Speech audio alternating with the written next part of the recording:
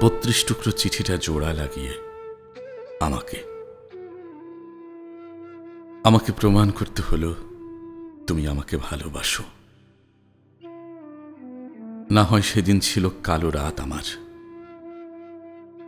আমাকে হতে হতো লজ্জিত, অপরাধের কাঠ গড়ায় আমি হতাম দণ্ডিত। কেউ হয়তো সেদিন বুঝতেই চাইতো না তুমি আমাকে ভালোবাসো, আমিও তোমাকে ভালোবাসি। এ ছিল নিছক একটা অভিমান। আসলে আমি চাইতাম না আমি ছাড়া তোমাকে কেউ ভালোবাসুক, আমার দু চোখ দেখুক, আমার পরাণ কাঁদুক। সেদিন ব্যালকনির গ্রিলহীন উঁচু দেয়ালে হেলান দিয়ে বসে বিকেলের মিহি বাতাসে দূর আকাশের নীলে মিশে তোমার আমার স্বপ্নের কল্পলোকে ভেসে ভেসে জীবনের রঙিন ছবি আঁকছিলাম।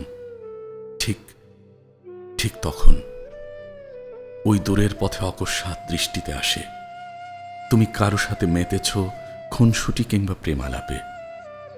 আমি কি তা দেখে তখন চুপচাপ লুকিয়ে যেতে পারি বলো?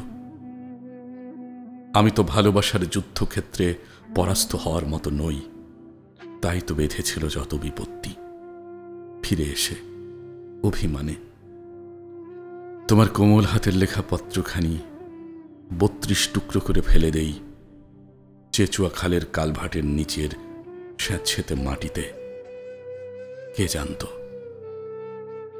কে জানতো এ নিয়ে হবে সালিশ। সূর্য ডুবে যখন অন্ধকার, আমার জীবনেও জমেছে অভিযোগের পাহাড়। সেই ছিঁড়ে ফেলা 32 টুকরো চিঠি কুড়িয়ে আবার সাদা পাতায় সাজিয়ে প্রমাণ দিতে হলো তুমি ভালোবাসো আমায়, আমি ভালোবাসি তোমায়।